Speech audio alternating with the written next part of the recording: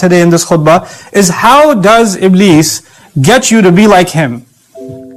Because, he's been rejected. He's been pushed away from Allah. So what attack is waiting for you and me when this month is over?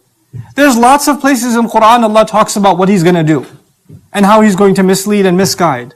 But one particular place I wanted to highlight today is وَلَا أُضِلَّنَّهُمْ. He swore to Allah, I swear to you, he told Allah, I swear to you, I will absolutely mislead them.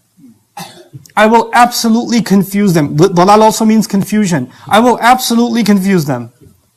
I will make them pick between your guidance and maybe I'll make them say to themselves, yes, Allah said this, but it's not that bad. Allah understands. It's okay. Allah is merciful, And they'll be confused. Yeah, well, Allah is merciful, so I guess it's okay. And they'll do what I want them to do. Because they'll start telling themselves, or I'll tell them things on your behalf, you'll lie on behalf of Allah, and we're going to go further and further away from what Allah actually says about Himself, and we're going to start listening to what He says about Allah. Or He'll come and tell you, Allah is so angry at you, no matter how much you fast and pray, you're a lost cause. You know what? You're going to die and burn in hell anyway, might as well go out partying. So just do your thing, man. Just at least live a little. Okay, because you're a lost cause anyway. You're cursed anyway. وَلَا أُضِلَّنَّهُمْ. I will mislead them. He swears by it. He's very emphatic. There's no more, to say something with more exclamation isn't possible in the Arabic language. The lam is there, للقسم. Then the noon, not khafifa, thaqila is there at the end. لَا أُضِلَّنَّهُمْ. لَا أُضِلَّنَّهُمْ. It's an incredible phrase. I will absolutely, most certainly misguide them, mislead them. And by the way shaytan misleads me is not the way that he misleads you. He uses your experience, your feelings, your emotions, your temptations, your life, your friends, your circle. He studies you. Like, how in sports, they study the opposing team and they watch previous matches? And they say, oh, this is how their defense is, this is how their offense is. He studies you. إِنَّهُمْ يَرَوْنَكُمْ مِنْ حَيْثُ لَا تَرَوْنَهُم. They're watching you. The devils are watching you from where you can't watch them. Allah actually describes this. They're doing surveillance of you. What is your day like? When do you wake up? When do you slip? When do you tend to make a mistake? This guy, okay, every day, around 8 o'clock, this is what happens, I see. Okay, let's come at him at 7:45. Or he's starting to get into this good habit. She's starting to get into this good habit. She's starting to sleep a little early. Why don't we just kind of whisper, hey, there's a new show out on Netflix. And you're free right now. Just stay up a little longer. Yeah, I can stay up a little longer. Yeah. Oh, pray Maghrib Isha a little later. So it's still nighttime. It's not Fajr yet. And then you pass out on the... No, I'll just close my eyes for a second. I'm going to make wudu. I will make wudu. Next thing you know, it's dhuhr. And they're giving each other high fives. They study you. They study your weaknesses. They use those against you. They manipulate you. This is وَلَا أُضِلَّنَّهُمْ. But he doesn't stop there. He says, I will mislead them. But what's one of his most powerful attacks? How will it fill? It takes the next step. وَلَا أُمَنِّيَنَّهُمْ. I will fill them with false hopes. I will give him so many lies that will make him feel or her feel better about themselves, and they'll start believing them. False hopes, umniya. Umniya means a wish that's not going to happen. You're fine, Allah is not upset with you. You're okay. Everything's okay. Why are you making such a big deal out of this, man? Relax, okay, it's just one prayer you missed. It's not like you're going to hell. Easy.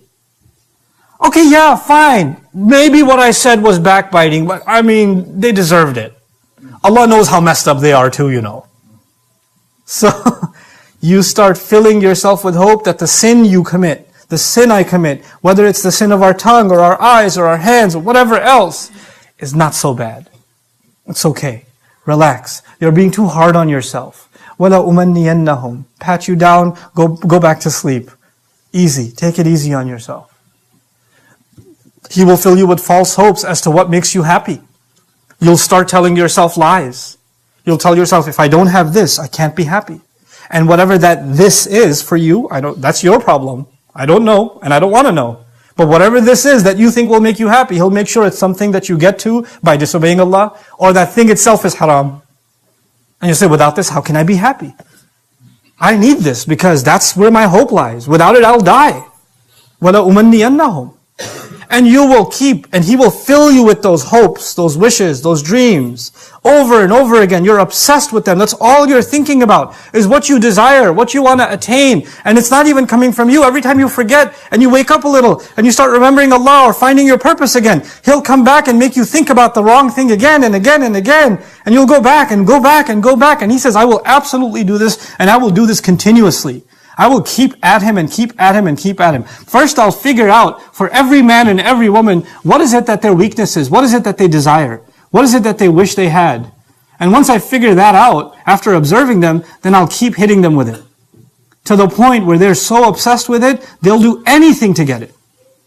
And when someone's willing to do anything to get what they desire, that is when he attacks with his final attack. وَلَآمُرَنَّهُمْ. Then I'll tell them what to do.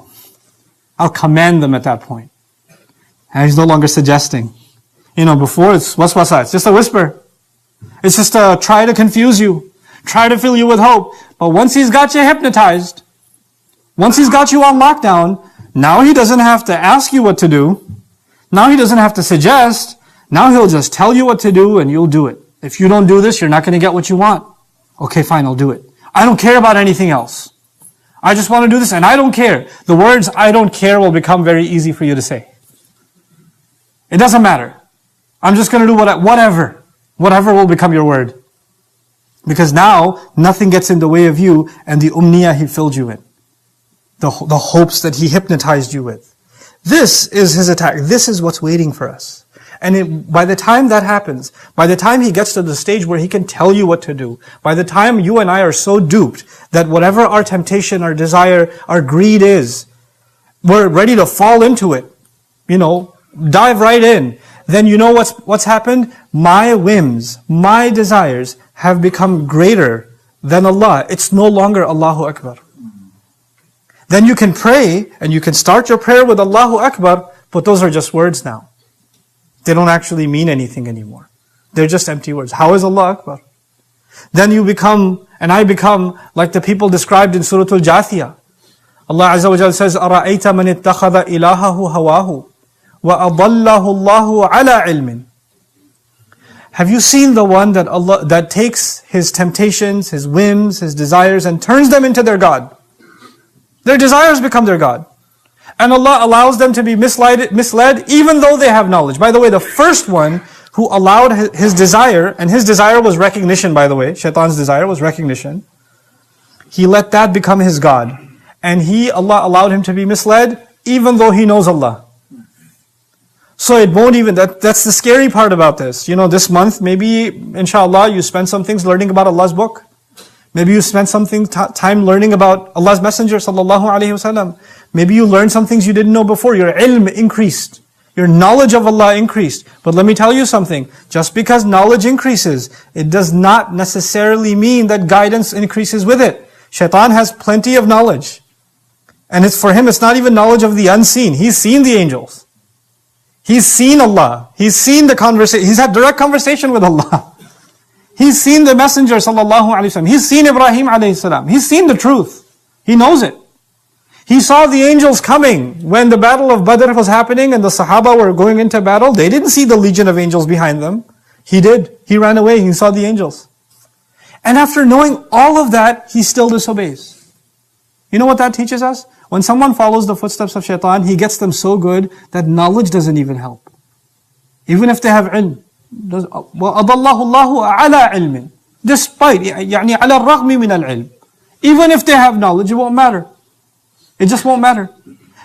Somebody will advise you and you'll just say, I know. And you'll still do what you were going to do. Yeah, I already know that, okay? When you say, yeah, I already know that, but whatever, or I don't care, then what good is that ilm? What's the point of it? There are two dimensions of knowledge. There's knowledge up here, there's knowledge in here. Here it stays. Here it goes away. This one goes away. When we do takbir, there are two dimensions of takbir. There's takbir here, there's takbir here. This is the one Allah wants. وَلِتُكَبِّرُ اللَّهَ عَلَى مَا هَدَاكُمْ. Based on the way He guided you. Then He says, وَلَعَلَّكُمْ تَشْكُرُونَ. So you can be grateful. And this is actually Allah's key. I demonstrated to you these three attacks of shaitan today. But what I wanted to end with is Allah's key. How is it that we're going to stay away and be able to fight successfully against shaitan? One of the keys to that, one of the fundamental keys to that is our gratitude. We have to constantly think of everything Allah has done for us. You know, when someone does a lot of things for you, then you're ashamed to do something against them. When you recognize that. I'm reminded of Yusuf alayhi salam, who tried to remind the woman who was trying to seduce him, إِنَّهُ رَبِّي أَحْسَنَ مَثْوَايَ. My master, meaning also including the one whose house this was, has been good to me. Why would I do this? When someone's been good to you, then, and you recognize that, then you have a really hard time hurting them, or disobeying them, or being disloyal to them, cheating them. When you and I can remember everything that Allah does for us over and over again, remind ourselves, what is it that Allah does for us? What is it that He does for us? Then it will be easier to obey Him. The opposite is also true, please remember that. Shaitan will always remind you what Allah did not do for you. Please remember this. Shaitan will remind you what Allah did not do for you. Man, you got sick, you haven't been cured. Look at what happened to you, you lost your job. Why did Allah let that happen? Why are these people treating me this way? Why is Allah letting these people treat me this way? Why is Allah doing this? Why is Allah doing that? Why isn't He changing my situation? Why isn't He giving me relief? You're always going to be thinking about what Allah is not doing. And when you think about what Allah is not doing, then Allahu Akbar goes away. Then what you want takes precedence. And so at the end of the ayat of Ramadan, Allah teaches us that if we remain grateful to Allah, not think about the complaints, what Allah hasn't done for us, but rather focus our minds on what He has in fact done for us. وَإِن تَعُدُّوا نِعْمَةَ اللَّهِ لَا تُحْصُوهَا. If you were to try to count the favor of Allah, you wouldn't be able to encircle it. You wouldn't be able to grasp even one favor of Allah and how much it benefits you. If your mindfulness of Allah's favors can be a constant thing for you, then you will be able to retain the greatness of Allah. But if that gratitude is not there and that's replaced with complaining, then it's actually, complaining is the sunnah of shaitan. He complained, how come you let this one how come you give this one honor? I'm better. I deserve better. And when anybody says, I deserve better from Allah, they're actually following the footsteps of shaitan. Doesn't have to be about sajda of Adam alayhi salam. He'll make you do your own form of rebellion. By dismissing the gratitude you and I are supposed to have to Allah. The believer primarily obeys Allah not because of fear. The believer primarily obeys Allah because of gratitude. That is why the Fatiha, the Quran begins with Alhamdulillah. And after we say Alhamdulillah, we accept Him as Rabb. Alhamdulillahi Rabbil Alameen. That's why. And so this is the core lesson that we take out of Ramadan. Be mentally prepared. That difficult times are coming. As soon as Eid comes, shaitan will come hard. And some of us, the biggest disobediences we do to Allah is at Eid, which is crazy. You're going to get invited to Eid parties, which you should go and eat. But then when you go there, people are sitting together and backbiting, and people are making fun of how these people are dressed, and look at their kids, they don't even behave properly, and this one and that one, and stories about the community. What are you doing? This is what you're celebrating? You're celebrating the coming together. The Quran brought us together, and now we're celebrating it by ripping each other to shreds? By forgetting about Allah? Man, I haven't watched a movie for like 30 days. What's out on Eid Day? We're planning our disobedience already ahead of time. Don't do that to yourself. Don't make Eid a time of celebrating disobedience to Allah again. Make Eid a time to be grateful. Make Eid a time when you buy your children gifts, buy better gifts for your children to give those who don't have. Make them grateful for what they have, and make them people of giving. True gratitude is when we become people of sadaqah. So may Allah Azza wa Jal make us people of sadaqah this coming Ramadan. And at the end of this Ramadan, may Allah Azza wa Jal allow us to reap all of the benefits of this Ramadan, and grant all of us and our families forgiveness and guidance. And may Allah Azza wa Jal give us the strength and the guidance that we need, that we're supposed to get out of Ramadan, to sustain ourselves against the attacks of shaitan for the rest of this year. Barakallahu li wa lakum fil Qur'an al-Hakim, wa nafa'ani wa iyyakum bil ayati wa dhikril hakim.